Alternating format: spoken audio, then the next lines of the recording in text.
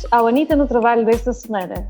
Depois de estruturar no papel o seu business model pessoal, porque acompanha as tendências empreendedoras do momento, a Anitta tem de passar à ação, sendo consumida pela sua mente procrastinadora que a coloca entre a espada e a parede.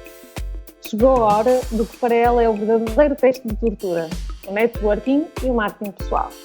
É tempo de agir e de se posicionar, tornar-se visível para os outros e de organizar a sua agenda. É que para tornar o tema do empreendedorismo mais desafiante, a Anitta consegue reunir duas das características menos propícias ao tema. E não estamos a falar da questão género, mas sim da introversão e da timidez. Uma verdadeira combinação explosiva, ou, melhor dizendo, implosiva. Para não fechar as portas ainda antes de as ter aberto, a Anitta recorreu à ajuda especializada. Alguém que nos ensina a abrir portas, ou janelas, sempre que apropriado. Uma mente curiosa, com quase 20 anos de carreira, diverte-se de forma séria a juntar as peças do puzzle, leia-se pessoas, e a ajudá-las a encontrarem o seu espaço, o seu tempo e a serem melhores pessoas todos os dias. Especializada em marketing e gestão de recursos humanos, é responsável pela unidade de outsourcing, vendas e marketing da Egor e acredita que a mentoria e o networking são dois superpoderes. É mentora no ISEG e na Professional Women Network de Lisboa. Learn, Share e Network é o seu mote. E é ainda, a full-time, uma mãe babada de dois rapazes, com quem diariamente partilha aventuras. O seu nome é Rita Oliveira Pelica e é feliz. Olá Rita, eu sou a Ellie. Olá, eu sou a Billy. Olá Ellie e Billy, como estão? Olá, bem-vinda! Muito Obrigada por vires aqui conversar com a Anitta. Obrigada pelo convite. Rita, sabes, nós pensamos, a pergunta do episódio 2 podia muito bem ser qual é o segredo para a felicidade? Sim, mas não. Tivemos a mesma reação. Por isso vamos cingir-nos a uma questão que consideramos ainda mais importante, que é como é que a Anitta pode fazer networking sem tremer dos pés à cabeça, sem gaguejar e sem precisar de quilos de maquilhagem que disfarcem as faces coradas? Parece um bom desafio para a conversa. É muito fácil. Pensei que fosse uma pergunta difícil. Ora bem, eu diria que para isso é muito simples. Basta treinar. Basta seguir alguma estrutura de pensamento e depois de ação e que lhe vai trazer resultados garantidos, porque mais do que ter receio sobre alguma coisa que não se conhece, é mesmo termos a capacidade de podermos planear de alguma forma as coisas. E por isso não nos devemos amedrontar a priori, devemos sim preparar-nos para algumas adversidades, para algumas contingências e lutar contra isso e tentarmos realmente ter o nosso melhor desempenho. Rita, queres contar-nos um pouco do que é que tu fazes e como é que chegaste até aqui? Eu faço várias coisas, felizmente. Todos nós temos 24 horas no dia, isso é uma evidência para todos. Parece-me que alguns de nós podem ser um bocadinho mais esforçados no sentido de poderem organizar a sua agenda e de a planearem e de sistematizarem e de conseguirem fazer realmente várias coisas. Ou seja, todos nós temos o nosso trabalho full-time, a sua maioria, eu diria, mas devemos também preocupar-nos nas outras horas que não estamos a trabalhar, pelo menos naquele sentido mais convencional do termo, devemos estar focados a fazer outras coisas de que gostamos. Quer seja ler, quer seja ir a eventos, quer seja o que quer que seja. Portanto, o que eu diria é que temos de encontrar aqui algum equilíbrio entre aquele que é o nosso trabalho, a nossa vida social e a nossa vida pessoal. E desta forma, com certeza que vamos conseguir ser um bocadinho mais felizes e vamos ter mais tempo, vamos conseguir esticar as nossas 24 horas.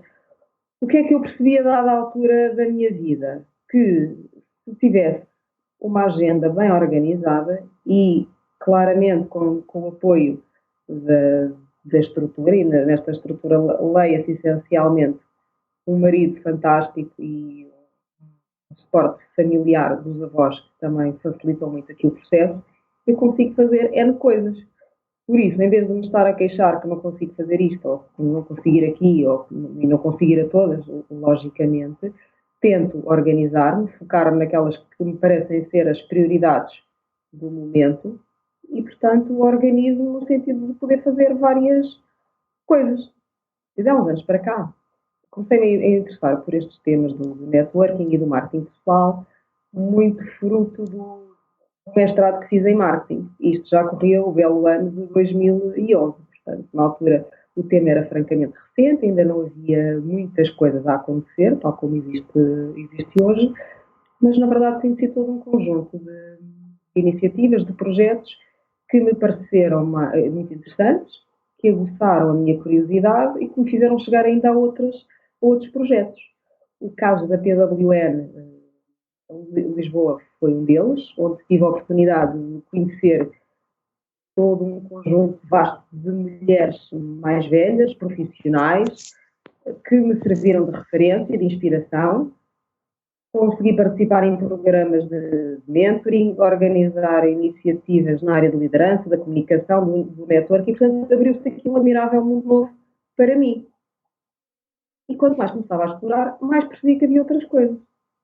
Olha, sempre sentiste essa vontade de estar com pessoas e de as potenciar? Sempre senti a vontade de estar com pessoas, sempre fui uma pessoa sociável, extrovertida, mas acho que as coisas não passam só por aí e, na verdade, creio que houve uma certa evolução, até em termos pessoais e etários, terá também um bocadinho a ver com isso, com a idade e com a fase da vida também em que estamos, e o facto de ter sido mãe já com 35 e com 36 anos. Isso dá-nos também uma perspectiva diferente das coisas e, a uma dada altura, comecei a sentir a necessidade de querer saber mais e de investigar determinados temas. Portanto, talvez em mim já existisse alguma vontade, não tão manifestamente evidente, mas já estaria lá o bichinho.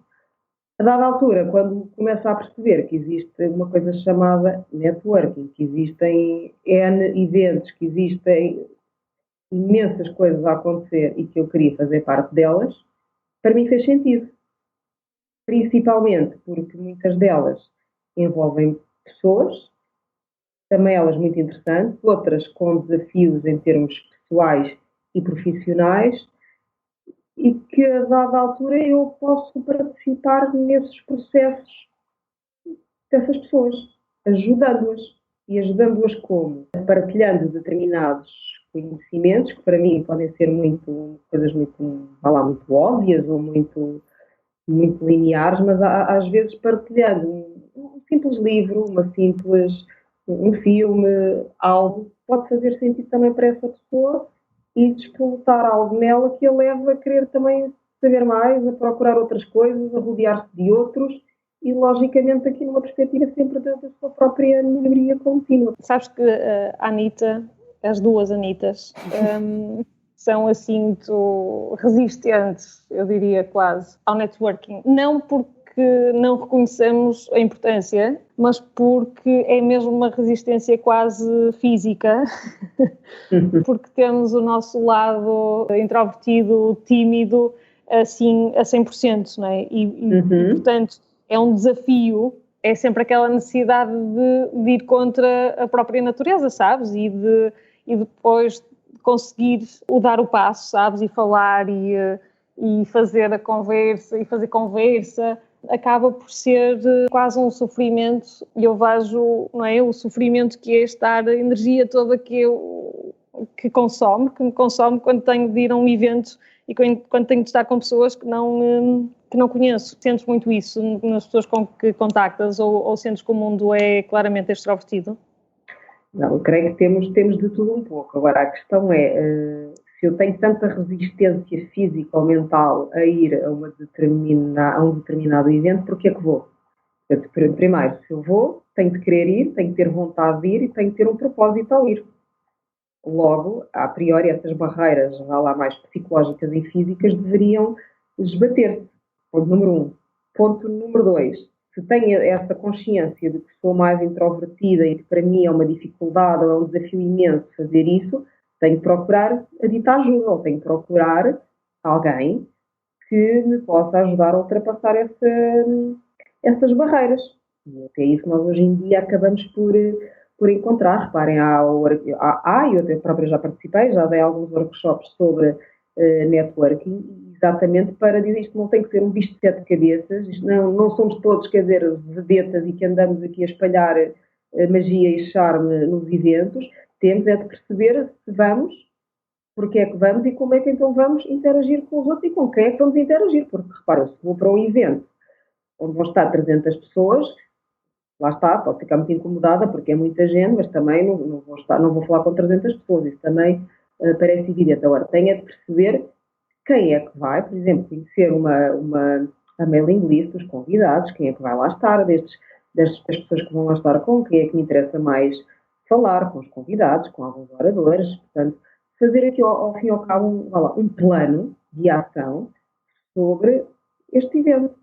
Com quem é que me interessa estar, com quem é que vou falar e que tipo de conversa, dita small talk, é que eu posso ter para estar a criar a interação com as pessoas. Porque, reparem, tal como eu estou assim, há outros que também vão estar. E nós vemos, quando vamos a eventos, há pessoas que, até numa conferência, numa dada altura, no intervalo, as pessoas saem para o intervalo e refugiam-se com os seus telemóveis, com os seus melhores amigos. Portanto, as pessoas estão ali, nem sequer querem falar com ninguém, estão lá num canto, não me digam nada. Agora, para que é isto? Esta pessoa está, pura e simplesmente, a perder tempo. Talvez há alternativas a uma forma de networking que seja mais, que ajude também este tipo de pessoas que têm mais dificuldades com o networking ou que têm menos apetência para? Claro que sim, existem várias estratégias. Uma, por exemplo, é nunca ir sozinha para um evento. Ter sempre aqui alguém que possa funcionar. Há uma expressão que é o wingman ou wingwoman. Ou seja, ir com alguém pendurado e, portanto, é menos complicado aventurar. Depois, ter também muita capacidade de observação e perceber quem é que pode estar também aqui na nossa situação. As ditas pessoas mais tímidas, mais acanhadas e que também estão sozinhas no evento, porque não? Termos logo ali quase uma punchline. Olá, bom dia, boa tarde, vejo que está aqui sozinha, posso juntar-me assim, então o que é que atrás cá este evento, o que é que a motivou? Portanto, termos logo ali 2 ou 3 frases feitas, mas com sentido, que nos permitirão também de uma forma, rápida, podermos estar a interagir com outros.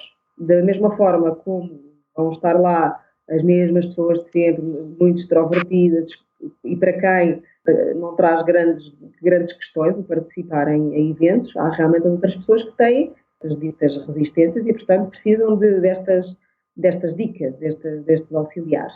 Por outro lado, também há eventos de networking e há eventos de networking. Antigamente tínhamos coffee breaks, agora temos momentos de networking. Calma. É preciso realmente facilitar, criar ambientes que permitam este entrosamento entre as pessoas. O facto de cada pessoa poder trazer um cartão ao peito, mas num local legível, vai ter um daqueles badges que estão pendurados ao pescoço e depois estão ali ao nível do umbigo e a pessoa tem que entrotar a cabeça para estar a conseguir ler o nome da pessoa, ou quando os badges estão virados ao contrário e tu queres perceber quem é aquela pessoa e também não sabes, porque as pessoas também não têm a preocupação de ter o seu badge direito, mas se calhar tens um crachá ao peito, a uma altura simpática, com letras grandes que permita que qualquer pessoa que esteja no evento possa interagir. Então tu é que és a Helena Soares, tu é que és a Ana Isabel Ramos, gostava de vos conhecer, sei que vocês têm o blog, a Arita no Trabalho, e cria-se logo ali uma base de conversa, portanto, podemos ter ali um icebreaker. De resto, a própria organização, e quando estamos a falar de eventos de networking, mesmo, daqueles assim a sério, podermos ter facilitadores, podemos ter pessoas da organização que possam fazer esta intermediação entre as pessoas. O meu primeiro evento de networking, assim, chamado pomposamente pelo nome After Work Business Lounge, Business Drink, já correu o ano de 2008, nós entrávamos num hotel, tínhamos um placar à entrada onde cada pessoa fixava o seu cartão de visita. E logo aí nós sabíamos quem é que ia estar lá. E de todas estas pessoas, imagina, das 100 pessoas que estavam no evento, eu não vou querer, não vou conseguir falar com toda a gente ali no espaço de 1 hora e meia, o que for, mas posso selecionar pelas minhas áreas de interesse. Se eu trabalho na área de recursos humanos, se calhar interessa mais falar com alguém dos recursos humanos, ou se estou um bocado, ou se me quero focar na área farmacêutica, tenho algumas questões, vou ver quem é que está ali da área farmacêutica, ou por isso simplesmente não me apetece falar com ninguém da área e quero uma coisa completamente diferente, vou falar com alguém, com um construtor civil. Portanto, tenho que perceber o que é que me está a motivar a estar ali, que tipo de pessoas é que estão na sala, com quem é que eu posso interagir e o que é que vou dizer. Portanto, depois de quadro à entrada, por exemplo, e estar alguém da organização, bom dia, sou a Rita, ou boa tarde, sou a Rita Pelica, eu gostava muito de falar com esta senhora que tem aqui este cartão, que é a Eliana Soares, pode apresentar-me? E aquela pessoa, gentilmente, vai, acompanha e deixa a pessoa nas mãos da outra. E esta primeira parte de ice-breaking está feita. Não, esse evento parece-me ser até apto para o mais introvertido. Até para mim. Para Danis.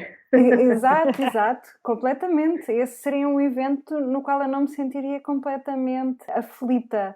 Eu sinto muita dificuldade em eventos com muita gente, em grupos pequeninos.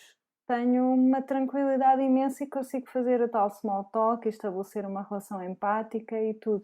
Mas as dicas que deste parecem-me preciosas. Já que falaste em networking, eu também gostava de te perguntar, para ti, o que são networking e marketing pessoal e porque é que estes dois conceitos estão interligados?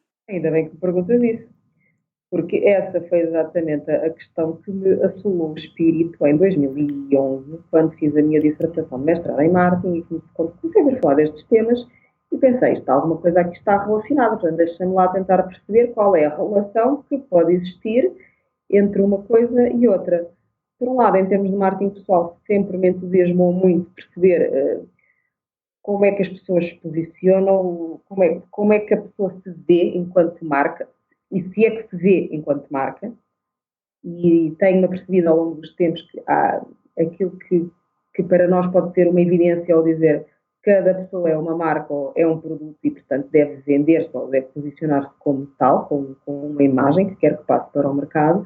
Há pessoas para quem isto não é assim tão claro. Número 1, esta questão, o que é isto do marketing pessoal, pensarmos realmente em nós como uma marca, como alguém que tem uma reputação, que construiu e que diariamente constrói por forma a ter um determinado posicionamento para os vários públicos com os quais interagem. Repara, nós estamos só a falar num contexto profissional. Claramente, passamos muita parte do nosso tempo, da nossa vida, em contextos profissionais, mas o que eu digo é que nós não temos uma vida pessoal e uma vida profissional, nós só temos uma vida, não é? Podemos ser autênticos, só podemos ter uma reputação. Isso leva tempo a ser construído e trabalha. Quer dizer, se eu quero ter uma imagem de uma pessoa séria que trabalha numa área de recursos humanos e de marketing, eu tenho que me posicionar como tal. Temos que fazer também como dizemos, não é? As coisas têm que ser coerentes e consistentes e, acima de tudo, temos que ser honestos e somos como somos nós. E, portanto, dentro daquela que é a nossa marca, às tantas, pensei, talvez fosse interessante perceber como é que o networking encaixa em tudo isto, e o meu desafio foi, ou a minha questão, a problemática foi, será que o networking é uma ferramenta de marketing pessoal e será que as pessoas estão efetivamente a utilizá-lo como uma ferramenta? E isto em 2011 foi muito arrojado, porque na verdade não se falava tanto assim no tema, não havia eventos de networking todos os dias, ou vários, no mesmo dia, e hoje envolvidos há 5 anos, vejo claramente que as coisas evoluíram, o conceito muito desgastado, porque fazer networking é, a meu ver, a construção de um capital social, portanto, somos nós e a nossa rede de contactos, a criação e a gestão de uma rede de contactos que criamos, portanto, pessoas com quem estabelecemos relações, mas que estabelecemos e alimentamos. Portanto, fazer networking não é ir a um evento com 300 pessoas e dar 300 cartões e não falar com ninguém. Acima de tudo, tem que haver uma preocupação também qualitativa com aquilo que estamos a fazer. Se queremos, de facto, melhorar o nosso capital social, temos de nos dar ao trabalho de criar e gerir relações com outros. E isso passa muito por darmos um pouco de nós aos outros. Quando estou a fazer uma interação com alguém, tenho também de pensar o que é que eu posso dar àquela pessoa, portanto, porque é que ela se há de querer relacionar comigo. Portanto, não é uma visão interesseira da coisa. Nós temos de dar para receber. Há aqui o triângulo dourado do networking, que é o dar para receber e agradecer. Portanto, é tudo aqui uma triangulação que existe. E isto é como uma conta bancária. Há também aqui a metáfora muito interessante da conta bancária. O networking é como uma conta bancária onde tu vais depositando para depois um dia poderes reaver. Eu acho que há aqui uma lição, uma conclusão bastante que importa reforçar, que os jovens falando desde a primeira pergunta que te fizemos e que tem a ver com toda esta preparação, não é? Não é o networking não é leviano, não é... obviamente que as pessoas devem ser espontâneas e ser sinceras e ser elas próprias, mas há toda uma preparação e o trabalho que tu falas por detrás. E eu acho que a forma como depois juntas os dois conceitos, e os dois conceitos estão tão interligados, não é? Porque quando tu vais a um evento ou quando tens algum tipo de atividade que se possa classificar como networking, tu depois, a forma como tu te apresentas e como tu mostras a tua marca, não é? Dás a conhecer a tua marca, eu acho que é aqui um conceito, a forma como os dois conceitos se integram é quase tão natural, não é? Porque se tu souberes qual é que é o teu elevator speech e se o transmitires com naturalidade, não é? Obviamente que tem muito trabalho por detrás porque tens de pensar e tens de te estruturar e tens de chegar às tuas próprias conclusões para que depois isto tudo seja sincero, não é? Também e tenha impacto na outra pessoa com quem estás a interagir. Precisamente, falaste na dita apresentação, no tal pitch, esse é o ponto fulcral de tudo isto, porque quando estamos com alguém nos pergunta, então o que é que você faz? Depois a pergunta evidente é, então quem é a Rita, ou quem é a Eliana, ou quem é a Ana Isabela? O que é que faz? Portanto, normalmente neste tipo de coisas também estamos sempre muito focados qual é o seu trabalho. E nós não somos só o nosso trabalho, nós somos muito mais do que isso. Portanto, nós somos seres muito mais plenos e muito mais preenchidos, ou alguns, pelo menos, tentam. Portanto, acho que, acima de tudo, é dar a ideia de não podemos ser só uma coisa que se reduz a casa, trabalho, casa. Claro que é importante, mas tem de haver algo mais. Tem de haver uma preocupação efetiva das pessoas em poderem socializar e em poderem estar a aprender com outros. Para mim, networking é muito a aprendizagem, é a base. Há tanta coisa que eu não conheço e que fico a conhecer só porque já estou a falar. Portanto, é maravilhoso quando em 2, 3 linhas de conversa acabamos por aprender mais isto e é este conhecimento informal que é bastante rico e, aliás, é aquilo que também se retira muito do próprio mentoring. É engraçado porque estás a tocar aí, já tocaste nas ferramentas para networking, agora estás a tocar nas ferramentas, nas dicas, no como é que se trabalha marketing pessoal. É engraçado estares a falar nisso, mas eu gostava de te perguntar se podias ser mais explícita ainda nesse aspecto, como é que se trabalha de facto o marketing pessoal?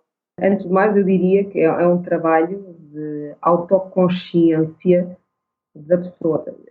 Já acho que temos de estar num determinado patamar, e se calhar eu quando tinha 30 anos, metade desta conversa não me fazia sentido. Portanto, eu acho que há um timing na nossa vida, no nosso percurso, em que somos levados a questionar quem é que somos, o que é que andamos aqui a fazer, porque é que andamos a fazer isso e não andamos a fazer outra coisa, qual é que é aqui a nossa postura, o nosso propósito. E uma vez identificada esta situação, o que é que gostamos de fazer, onde é que podemos fazer a diferença, não só na nossa vida, mas também nos outros, em termos da sociedade, o impacto que podemos causar em termos da nossa própria comunidade, tem exatamente a minha proposta de valor. Para mim, foi uma descoberta muito, muito interessante. Há uns anos, uma coisa chamada o Business Model You, que é um modelo de negócio pessoal. E, portanto, nós tratarmos-nos como sendo nós somos o nosso negócio. Eu sou o CEO da minha vida e da minha empresa. Portanto, tem a ver muito com um processo de reflexão. Há, de facto, ferramentas, há vários modelos. Para mim, o mais apaixonante e o que me entusiasma é, de facto, o Business Model U, porque permite, numa simples folha A4, vocês conhecem o modelo. Sim, portanto, estamos a falar do modelo Canvas, muito, muito na moda, uma simples folha A4, um modelo, uma tela, com nove áreas em que somos levados a pensar, a refletir quem somos, o que é que fazemos, porque é que fazemos, quem é que nos ajuda, a quem é que nos dirigimos, como é que o fazemos, a que custo, com que benefícios. Portanto, questionamos tudo. Acima de tudo, o marketing pessoal é questionar, é percebermos quem é que somos e porquê é que somos e que mensagem também vamos querer transmitir para os outros. Ninguém vai fazer o caminho por nós. Isto é um bocadinho como no mentoring. É ótimo e para mim foi muito importante ter vários mentores, pessoas que nos acompanham, que nos levam a questionar, que nos ajudam a colocar as questões, mas que não respondem por nós. Quer dizer, as respostas tens de ser tu a dá-las.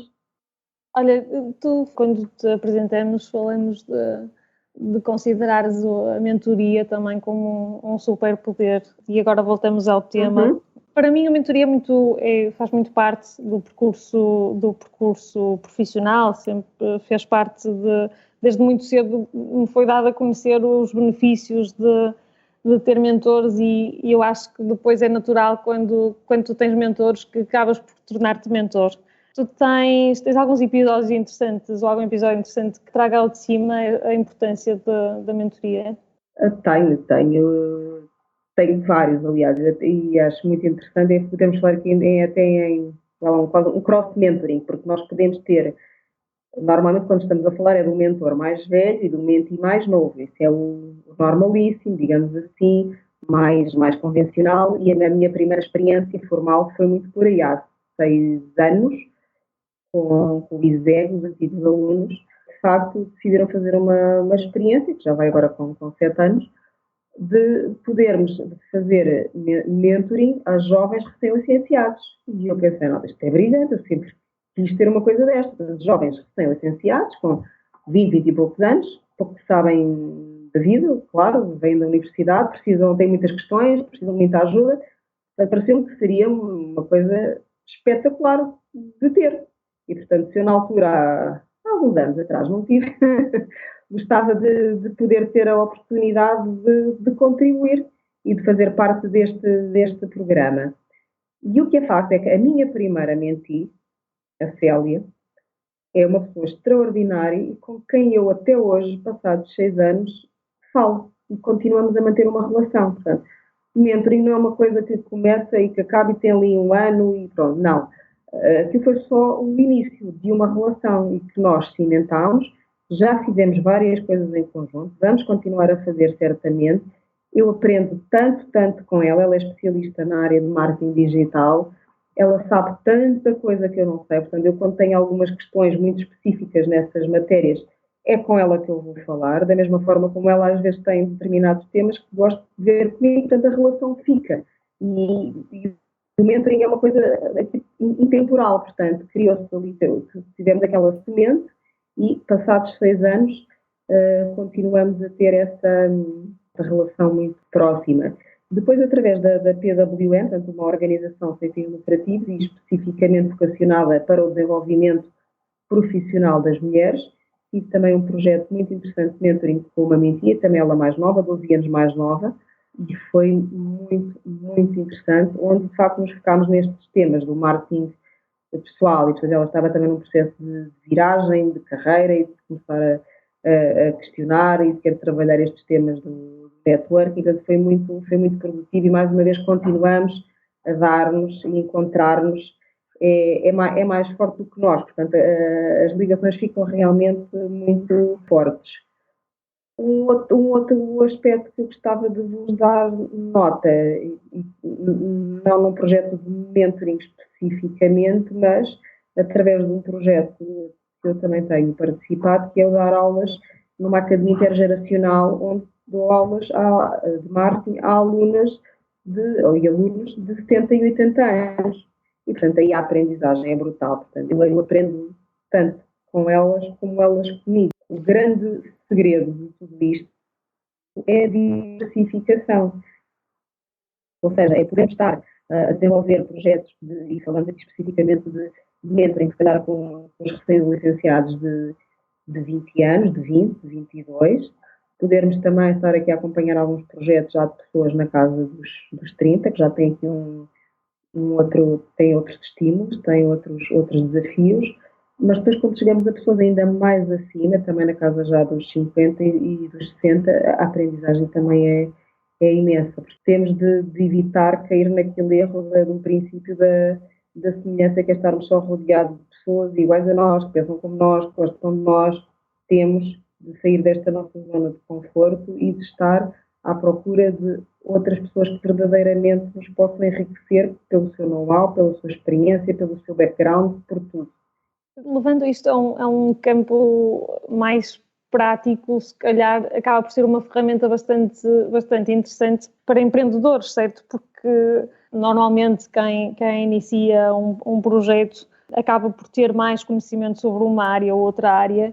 E a mentoria a este nível também pode ser uma forma de ajudar a construir o próprio projeto e a levá-lo mais, a enriquecê-lo também num ponto de vista muito, muito prático, não é? Muito...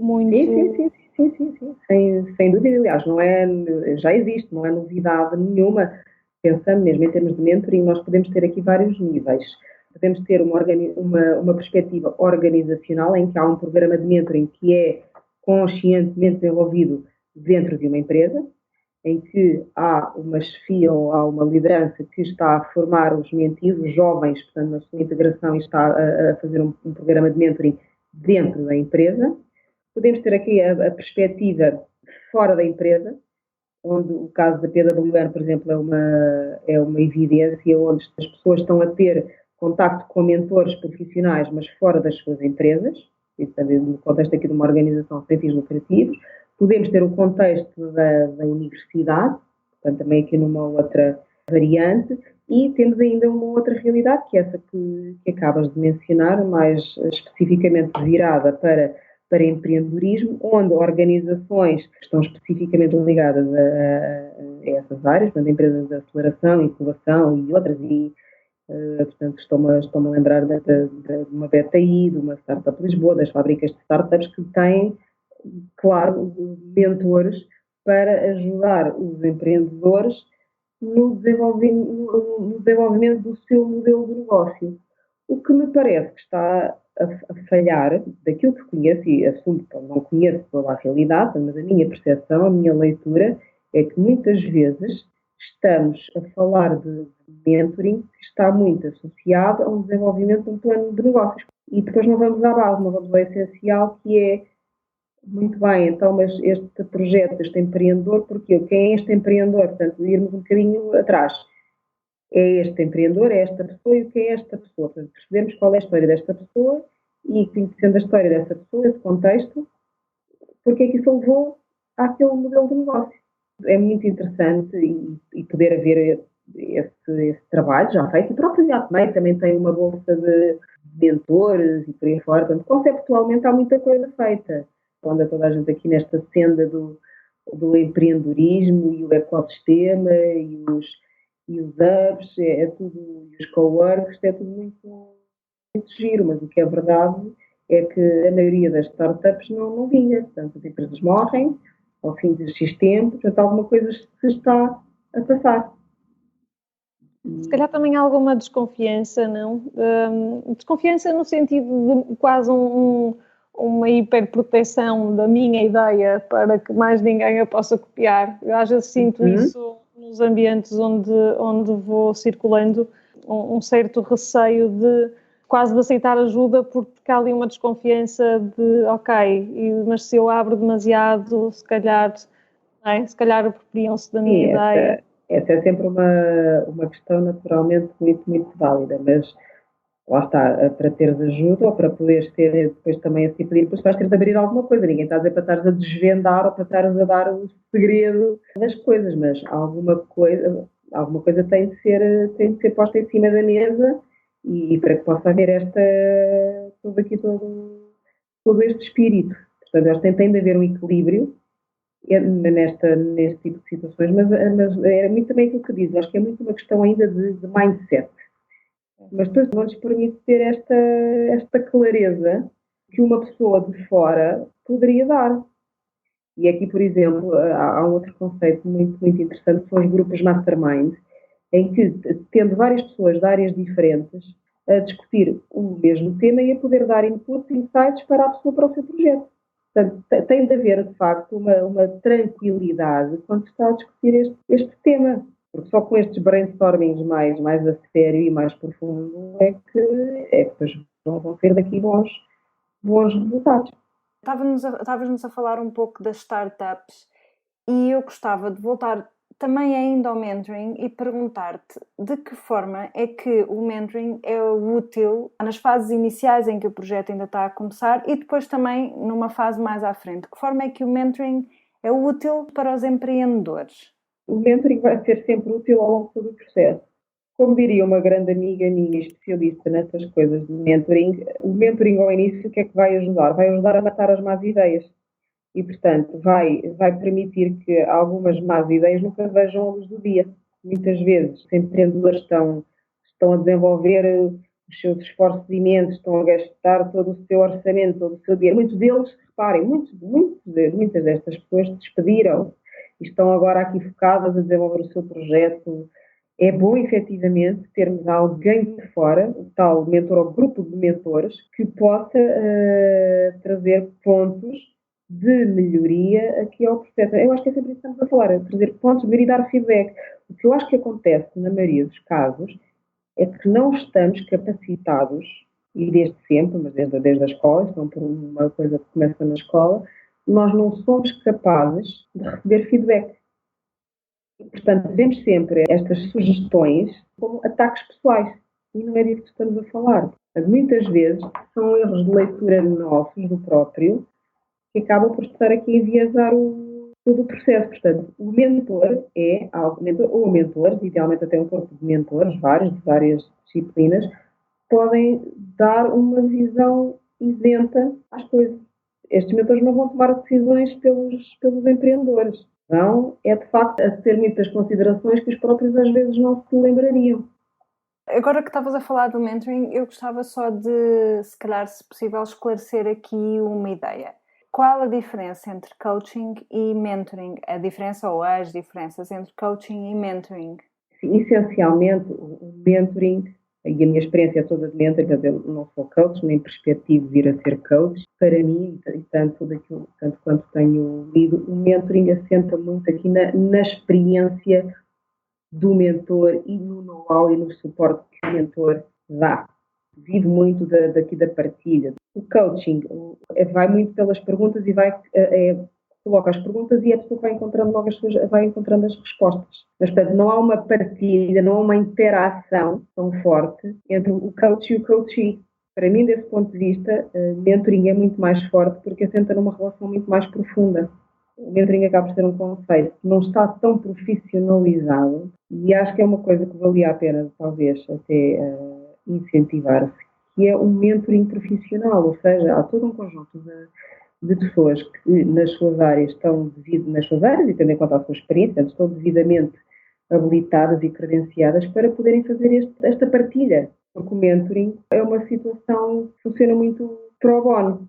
Ou seja, na maioria dos projetos que eu conheço, há uma relação entre o mentor e o mentee, há uma organização sempre a suportar esta relação, quer seja a universidade, quer seja a própria empresa, quer seja uma ONG, e o mentor não ganha nada, ou seja, não ganha nada financeiramente. O que eu quero dizer é, do ponto de vista da relação, ganha imenso, mas ser mentor não é uma profissão.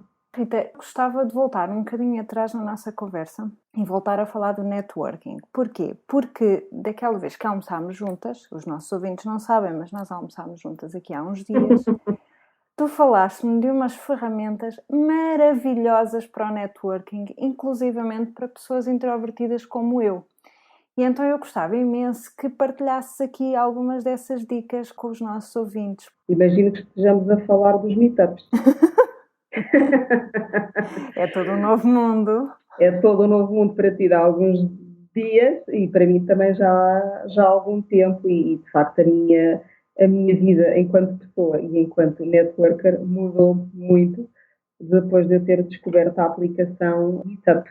E para quem não conhece, aconselho vivamente que possam conhecer, e portanto o primeiro passo a dar é ir já ao Google, googlar Meetup e descarregar a aplicação. E confesso que fiquei louca quando me falaram nisto no primeiro dia, quando descarreguei a aplicação, juntei-me logo a 50 grupos.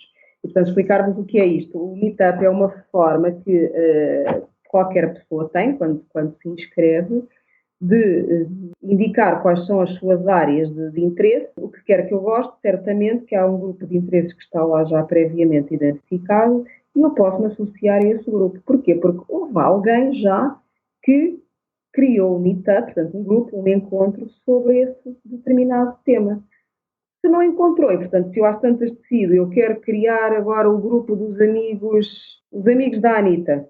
Vamos criar o grupo dos amigos da Anitta e os amigos da Anitta vão encontrar todas as semanas ou de 15 em 15 dias para falarem de alguns temas que lhes interessa. Portanto, eu formo um grupo numa área de interesse e qualquer pessoa que manifeste vontade ou que tenha interesse nessa área vai ao grupo e diz que tem interesse em participar. E, portanto, de uma forma livre, cada um de nós identifica quais é que são as áreas com as quais se identifica, vai ao fim e ao cabo juntar-se à sua tribo, também é um termo muito interessante em termos de marketing, portanto eu diria que o Meetup acaba por ser aqui uma organização de tribos, onde as pessoas com pontos de interesse comum se juntam e falam sobre determinados temas, ou fazem o grupo da fotografia, por exemplo, vão fazer sessões de fotografia, ou vão fazer caminhadas na natureza, ou vão fazer aquilo que lhes apeteça. E, a partir do momento em que as pessoas se juntam por algo que têm em comum, claramente as coisas ficam muito mais facilitadas. Portanto, de uma forma muito, muito prática, as pessoas juntam, encontram-se com base num determinado ponto de interesse. Sim, essa dica para mim é absolutamente fantástica, fantástica. Aliás, foi através dos grupos de tricô, não no Meetup, mas foi através dos grupos de tricô que eu na Argentina mantive a minha sanidade mental, porque eu não conhecia ninguém e foi o tricô que me levou a conhecer mais pessoas. E nesse sentido, eu recomendo, por exemplo, o site do Ravelry, não tenho a certeza se já mencionei aqui no podcast, mas é uma rede social para tricô e crochê, que tem também fóruns e tem grupos, e é um bocadinho como se fosse um meetup, mas mais dedicado ao tricô e crochê, e também mais amplo. Mas no nosso almoço também me falaste numa outra plataforma. Ok, Internations também é um conceito muito, muito giro. Acaba por ser muito interessante também hoje em dia em Lisboa, porque estamos a falar de uma plataforma que na sua essência visa exatamente ajudar a expatriados, ou seja, pessoas que estão fora do seu país de origem e quando estão fora podem estar fora porque estão a trabalhar, porque estão a estudar ou porque estão a viver ou estão de férias, portanto seja qual for aquilo o mote da sua deslocação, através desta plataforma, internations.org, vou perceber que grupos é que há, onde é que estes grupos se reúnem, normalmente há get-togethers mensais e há também depois o grupo das tais tribos, há grupos que se juntam uns porque gostam de fotografia, outros porque gostam de cinema, outros porque gostam de sunsets, portanto, novamente aqui uma base comum, pontos de interesse que juntam as pessoas e, portanto, as pessoas vão a estes encontros e esta é uma forma de socializar, que ao fim e ao cabo é um networking muito social, não terá tanto a ver aqui com a questão do negócio em si, mas posso dizer-vos que já conheci uma outra pessoa com quem tive a oportunidade em Lisboa de podermos desenvolver alguns projetos a título profissional. E, portanto, é mais uma forma de podermos criar aqui pontes com outras pessoas. É muito fácil, hoje em dia, encontrarmos grupos aos quais nós nos podemos associar. E pelo menos ir ver, pelo menos darmos ao trabalho de irmos descobrir quem é que lá está. Se fizer sentido para nós, ótimo. Se não fizer sentido para nós, ótimo, não voltamos lá mais. Só uma coisa que eu gostava de fazer e que não existe, melhor é criar. Fica o nosso grupo e sempre é mais fácil depois também mobilizarmos outros. Estou a lembrar-me também de outras organizações, lembro-me do Toastmasters, do qual também faço parte, que é uma organização muito interessante e que trabalha especificamente competências de comunicação e liderança. Portanto, quem acha que precisa de melhorar a sua capacidade de falar em público ou que morre de medo de falar em público, há grupos que trabalham este tipo de coisas. Há outros grupos muito focados para negócio, como seja o caso de um BNI, onde as pessoas trocam leads de negócio, portanto ali o foco é no negócio. Há para todos os gostos, há grupos para tudo e mais alguma coisa. É uma questão de percebermos a dada altura o que é que nos interessa. O que eu achei bastante refrescante nesta conversa foi o facto de nós estarmos uma hora à conversa sobre networking e nenhuma vez necessitamos de falar de LinkedIn. Portanto, imaginem só o mundo que existe para além daquele com que somos confrontados todos os dias. Sim, eu acho que o que a Rita também aqui fez, e muito bem, foi pôr o networking numa perspectiva não exclusivamente profissional, ou seja, a pessoa pode ir conhecer outras pessoas só porque sim e desfrutar desse processo. Eu acho que isso é muito refrescante, não é? Vou ali conseguir não sei quantos cartões de visita e eventualmente conquistar 3 ou 4 novos clientes. Portanto, é muito interessante colocar isso de outra forma, de outro prisma, que é vamos lá, vamos trabalhar a nossa empatia, conhecer pessoas novas, eventualmente estabelecer relações que podem vir a tornar-se relações comerciais ou relações que ajudam... Porque, repara, essas pessoas que tu encontras também noutros lados, também trabalham em empresas, têm os seus negócios, quer dizer, em última instância até pode a dada altura fazer sentido. Agora, aquilo que me parece muitas vezes é que estamos tão focados nas mesmas coisas e que nos esquecemos que há todo o mundo, há mais vida para além do Facebook e do LinkedIn. Acho que é muito bom e muito interessante quando podemos cruzar o online e o offline.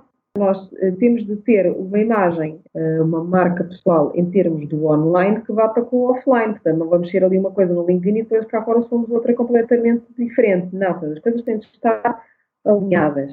Estamos a falar exatamente de uma estratégia de marketing pessoal, ou seja, do ponto de vista mais estratégico, como é que eu me quero posicionar, a quem é que eu me vou dirigir, qual é que é o meu target, quais são os meus fatores de diferenciação e depois então poder descer a um nível mais operacional e fazer o meu plano de marketing, o meu marketing mix e, em última instância, o meu business model. Eu acho que deixamos o desafio, então, aos nossos ouvintes também para começarem a pôr em prática algumas destas ferramentas e, se calhar, criarem um grupo da Anita no Meetup.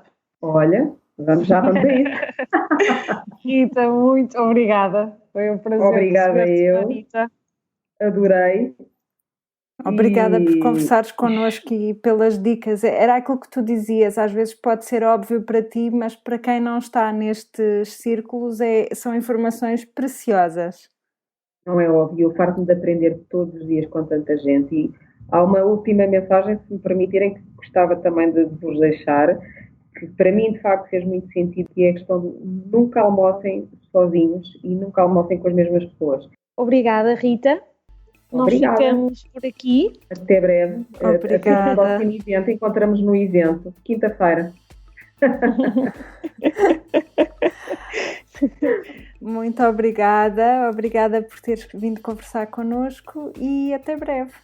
Obrigada, até breve. Fiquem bem. Adeus. A Anita regressa ao trabalho a cada 2 semanas com um ponto de situação nos seus projetos. No entanto, como boas aspirantes à omnipresença, continuamos ligadas no nosso site anitanotrabalho.com, onde poderão conversar connosco através da secção Querida Anita, ou então no facebook.com/anitanotrabalho. Estamos à vossa espera lá e estamos desejosos de ouvir o vosso feedback.